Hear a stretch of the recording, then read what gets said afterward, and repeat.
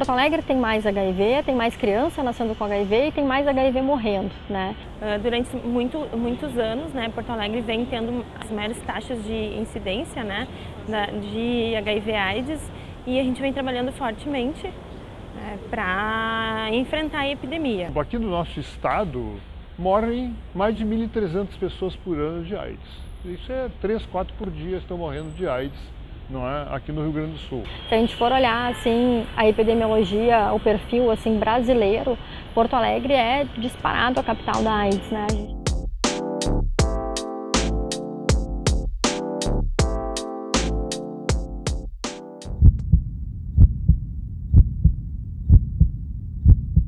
Há uma cepa do vírus que circula aqui mais que no resto do Brasil, que é a chamada cepa C, que também circula mais na África, que teria maior capacidade de infecção. Então isso seria uma das razões. A outra razão é meio paradoxal, é porque aqui o crack entrou mais tarde.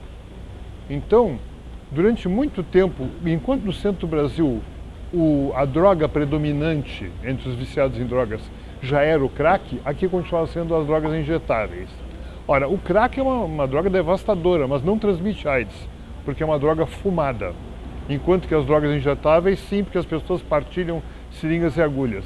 E aqui, no Rio Grande do Sul, em Porto Alegre, os índices ainda de contaminação por uso de drogas são bem mais altos que o resto do Brasil. Nada se compara ao que acontece em Porto Alegre, assim. Não se tem um porquê, assim, ainda ontem fiquei pensando assim, certamente vão perguntar, né? Por que Porto Alegre é assim? E a gente vê que cada grupo tem uma opinião bem diferente, assim, né? Tem alguma coisa cultural aí que é mais forte, assim, né? O que eu vejo, assim, conversando com os pacientes é que eu acho que a gente ainda é uma sociedade muito machista, assim, né? Que tem essa coisa muito forte. As pessoas aqui vivem mais escondidas, as pessoas aqui acabam tendo relações com menor cuidado porque são mais relações de fuga, assim, né? Essa é a impressão que eu tenho, assim. Porto Alegre possui a maior incidência do vírus da imunodeficiência humana, o HIV. Em 2017, a capital gaúcha apresentou pela 12ª vez a maior taxa nacional de AIDS, que é causada pelo HIV. Um panorama dos índices de HIV/AIDS em Porto Alegre dos últimos 10 anos sinaliza que o tema das infecções sexualmente transmissíveis, as ISTs, deveria fazer parte do nosso dia a dia e das nossas reivindicações ao poder público de forma mais intensa. Os índices brasileiros apresentaram quedas em 2017, mas a situação de Porto Alegre continua preocupante. A cidade apresentou taxa de 65,9 casos para cada 100 mil habitantes. Esse valor corresponde ao triplo da média brasileira e ao dobro da média do Rio Grande do Sul como um todo. Enquanto no Brasil os índices estão na faixa de 18 a 20 por 100 mil, aqui nós estamos com 66 por 100 mil.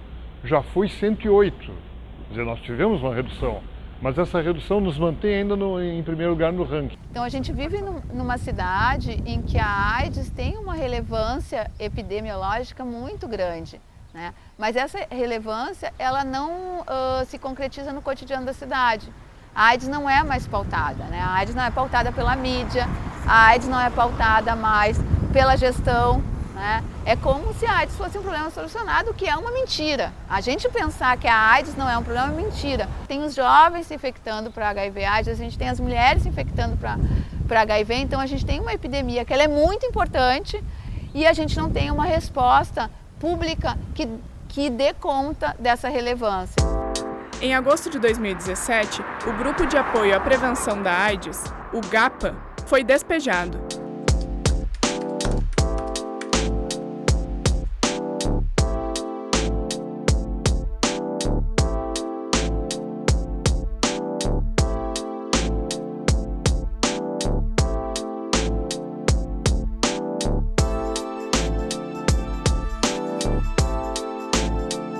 A instituição de Porto Alegre era referência para todo o estado em ações de prevenção ao HIV voltadas para populações mais vulneráveis.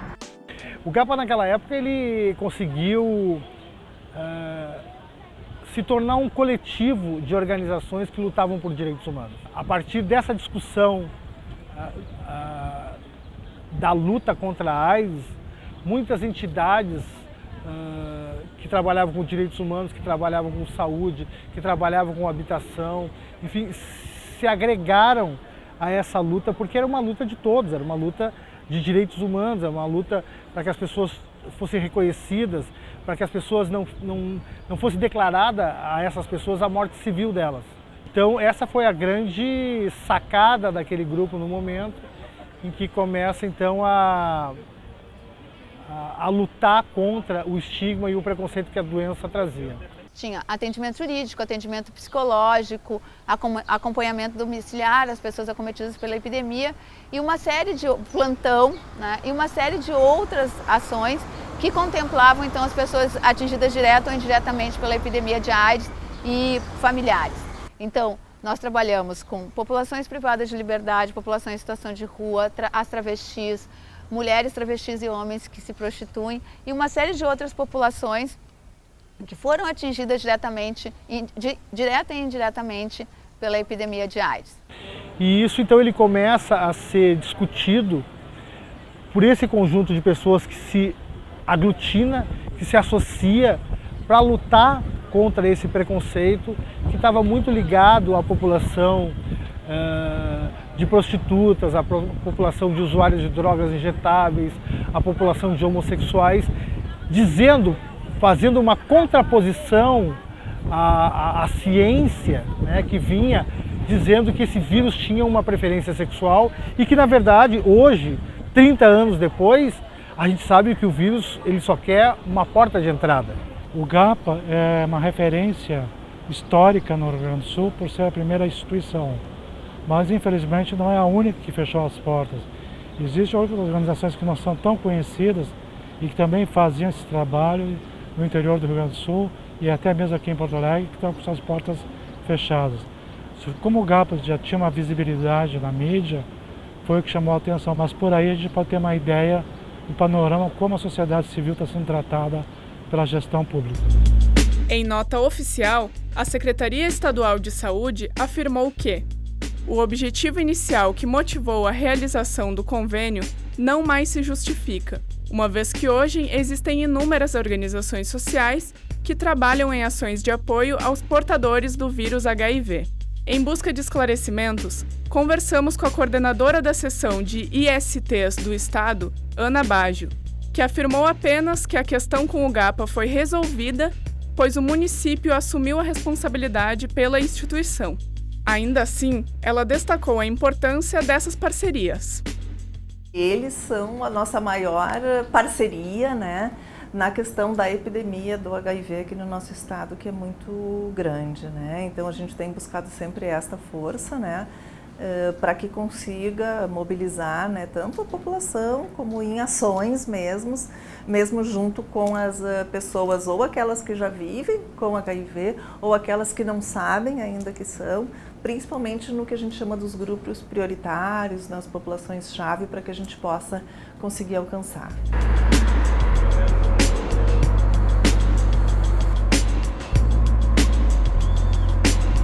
Não tem um espaço em que as pessoas possam recorrer caso tenham dúvidas em relação à epidemia de AIDS. Tá? Os próprios serviços de saúde são super fragilizados e são referência, mas a gente sabe que muitas vezes a gente não quer procurar um serviço de saúde. Não é isso que a gente quer nesse momento. Tá? Então não tem espaço de acolhimento às pessoas que vivem com AIDS hoje, em Porto Alegre, abertos. Né? E mesmo que tivessem, a gente está na capital que tem a maior incidência de AIDS do Brasil. A gente está no estado que tem a maior incidência de AIDS do Brasil. Então, mesmo que tivesse inúmeros lugares, eu não acho que a gestão possa dizer que possa abrir mão de um lugar, né? Porque a gente tem uma epidemia que é muito importante ainda. Então, é no mínimo duas coisas: desrespeitoso com o histórico dessa instituição, tá? E ingênuo, para não dizer burro, né? Dizer que pode abrir mão de um espaço de acolhimento e que trabalha as questões de prevenção ao HIV/AIDS. A situação do GAPA, do despejo e praticamente do abandono, ele faz parte de uma conjuntura, que é uma conjuntura em que a sociedade civil se desestruturou por várias razões e a epidemia de AIDS foi negligenciada, então as ONGs AIDS estão passando por um momento muito grave e eu acho que o despejo do GAPA ele é sintomático nesse sentido, ele é exemplar para mostrar o quanto se abandonou esse debate, né? Porque o trabalho que o GAPA teve, tanto na questão da prevenção como na cobrança de políticas públicas, foi fundamental para o enfrentamento da epidemia no estado do Rio Grande do Sul. A partir do GAPA, o GAPA simboliza isso no estado do Rio Grande do Sul.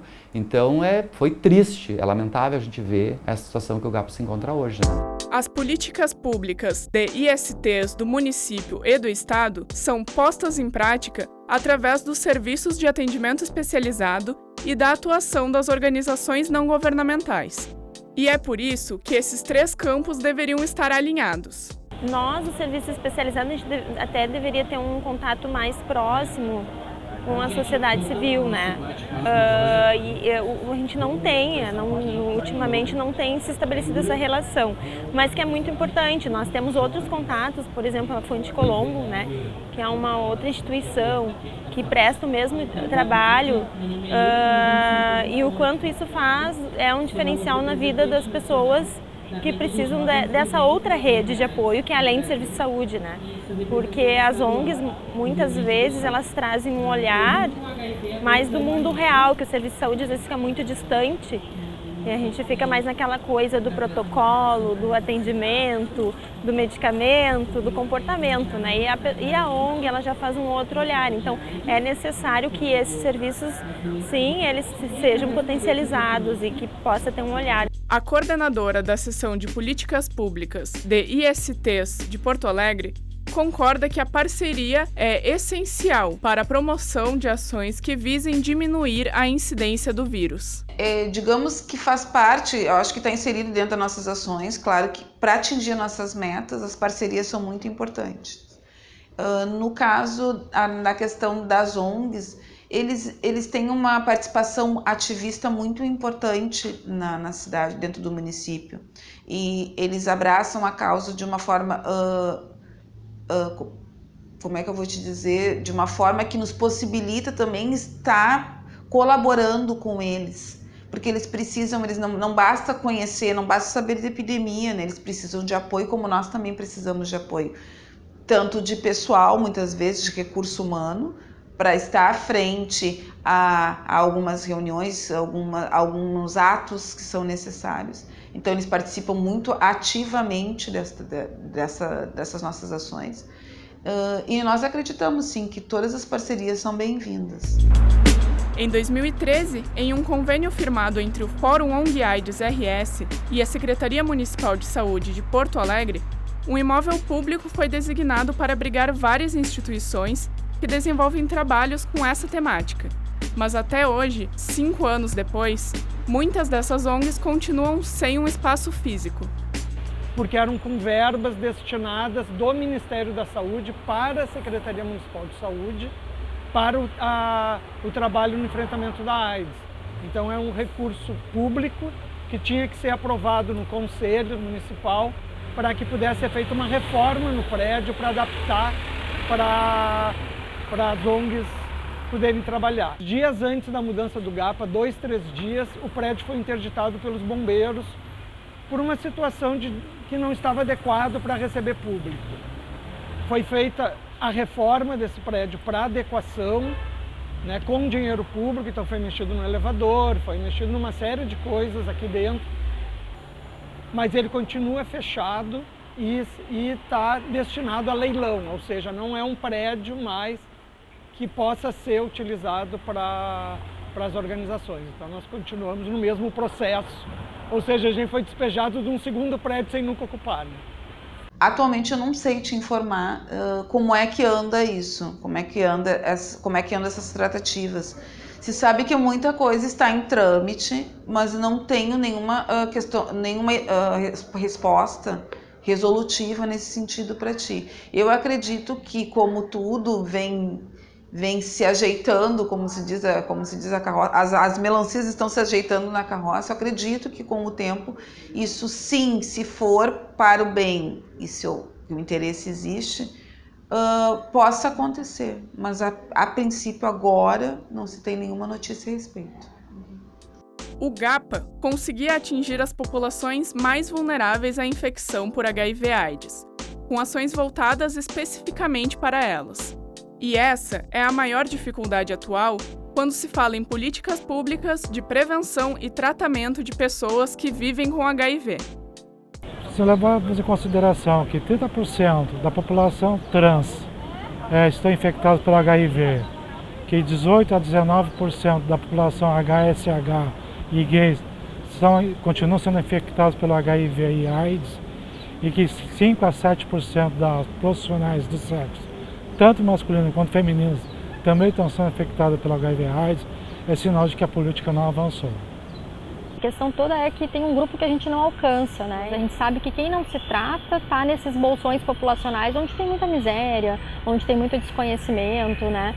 Eventualmente a gente vê pacientes, tu chega e pergunta, tá tomando teu remédio direitinho? Daí a pessoa diz, eu não tenho nem o que comer, né?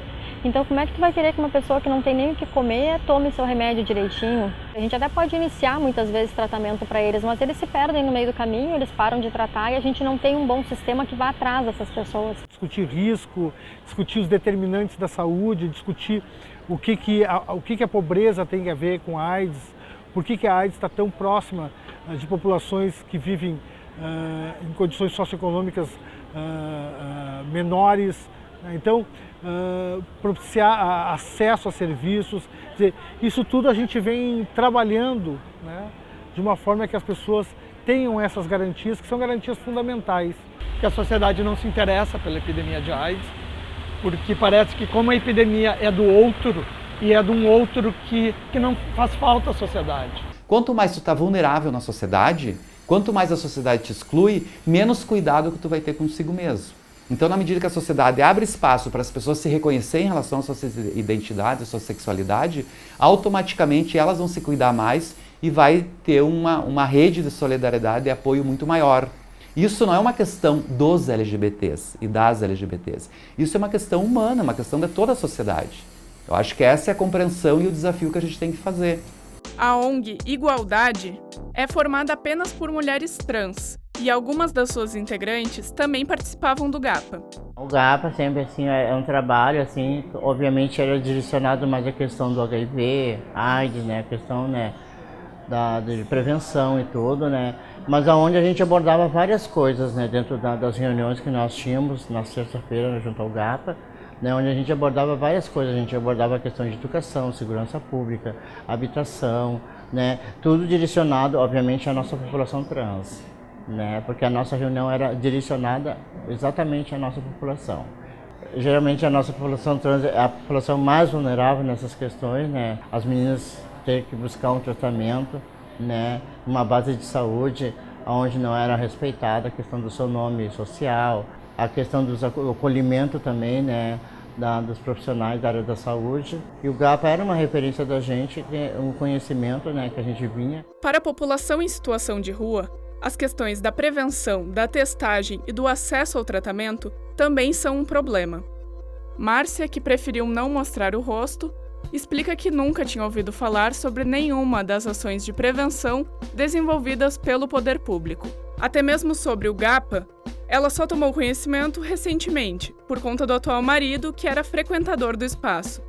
E enquanto morava na rua, não conseguiu, por conta própria, ter acesso à medicação que precisava. Eu consegui através do assistente social, ali do POP. Como é que foi esse processo? Eu comecei a falar com ela, conversar com ela, e ela mesma me encaminhou, geralmente, todas as funções que eu faço. Agora estou em casa mesmo, agora eu que tenho que seguir sozinha. Um dentista, coisa de clínico geral, se não tiver endereço, não fica horas e horas sentada lá, não consegue. Se não tiver um encaminhamento para assistente social através dos POP, não consegue. Agora, coisa assim, não bota nem a mão na gente. Parece que a gente tem uma lepa, não corre na gente. Dados da Universidade Federal do Rio Grande do Sul mostram que, entre 2011 e 2016, a quantidade de pessoas em situação de rua aumentou 57%. E a vulnerabilidade desta população com relação à incidência de HIV é apenas um reflexo de outras vulnerabilidades. Na rua eu sofri um monte. Eu fui abusada, eu fui esfaqueada, eu fui batida, cortaram meu cabelo, Não passei fome, passei sede. Queria dormir, não conseguia dormir. A gente não tinha lugar para dormir. Era chuva, era vento, era tudo, não dava para dormir. Tem gente que tem consideração, os enfermeiros, os médicos têm consideração. Cuida da gente, sabe? E tem uns que não dão, nem bola não dão. Faz qualquer explicação. Anotação no papel ali, pega o remédio, nem sei se é para tomar aquele remédio ou não. Que geralmente quando eu estava na rua, fui no médico ali, no posto, me deram um remédio que não era para me tomar. E quase morri. Fiquei 2 meses internado no hospital lá no Vila Nova, quase um medicamento que eu não podia tomar. É ruim, é difícil. E tem que ser bem melhor mesmo. E no desse completo que eu tinha também, né? Não deu 1 hora, ela falou, a doutora me chamou lá na sala particular e falou comigo. Tu tem HIV? Não demorou muito, depois não demorou que 1 ano, 2 anos. Não tenho HIV, hoje eu tô com a AIDS mesmo. Por isso que eu tenho que fazer o tratamento certinho.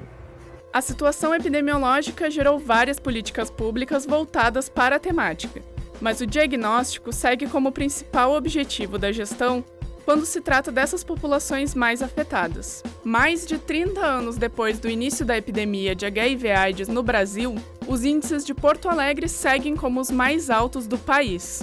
Se nós contarmos todas as mortes de AIDS que já houve no Brasil, desde o início da epidemia, são mais de 300 mil pessoas que morreram de AIDS. E todos os anos no Brasil morrem cerca de 12 mil pessoas por AIDS. Ou seja, ela segue sendo uma doença grave, segue sendo uma alta endemia, né? Deixou de ser uma epidemia porque se estabilizou. Mas ela continua sendo uma doença grave, sim. Nós temos muitas dificuldades nas políticas públicas, né? Porque uma política pública que adentra para o privado das pessoas, ela tem que respeitar a trajetória dos indivíduos na sociedade.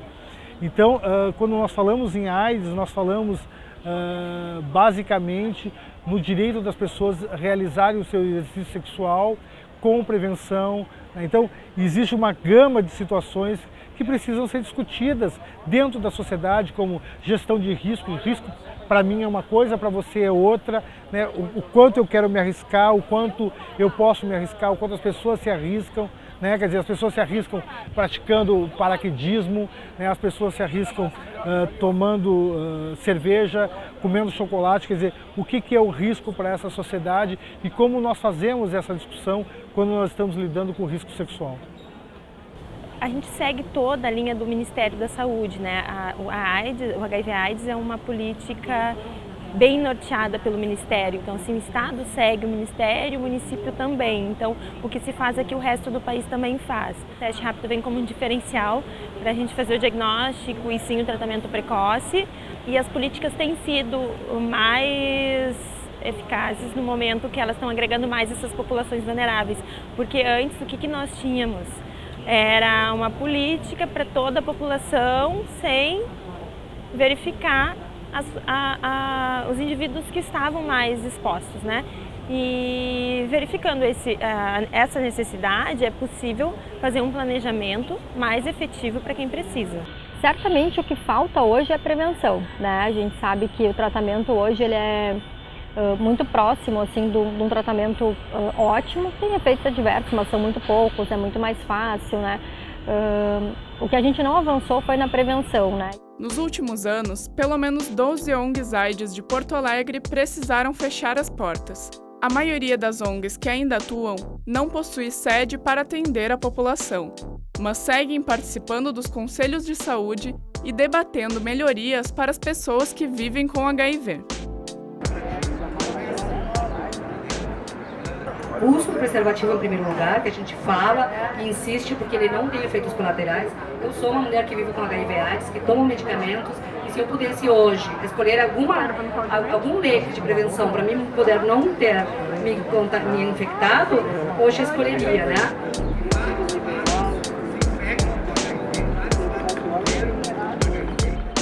De alguma forma, o despejo do GAPA talvez tenha servido como um alerta para a sociedade, assim, olha, sabe, não está tudo bem, Não está tudo sob controle e, além de não estar tudo sob controle, os espaços que podiam colaborar na construção de uma resposta mais efetiva estão nessa situação.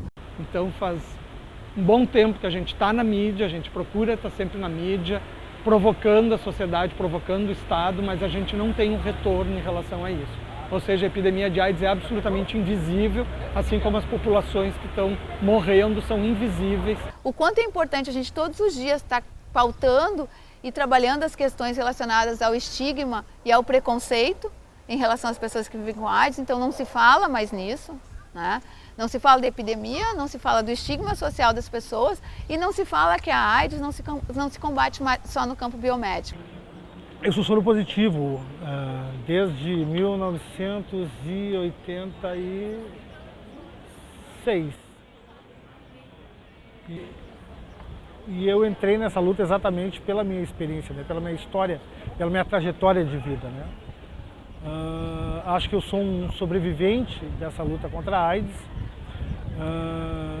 Sinto falta dos meus amigos que morreram, porque